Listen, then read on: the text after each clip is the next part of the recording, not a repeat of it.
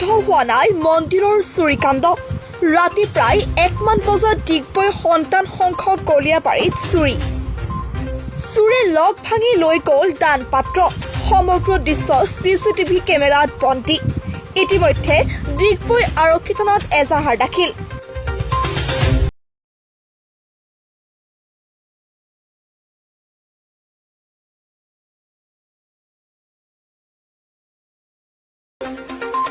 যোৱাকালি ৰাতি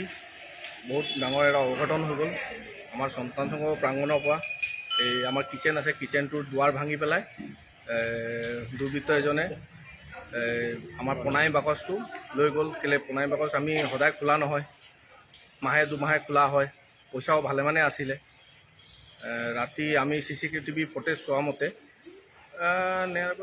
12টা 4-5 মান হৈছিলে সেইটো সময়তে আহিছিলে আহি পেলাই পিছ দুৱাৰেদি এইটো ভাঙি পিছ দুৱাৰেদি ইহঁতো লৈ গ'লগৈ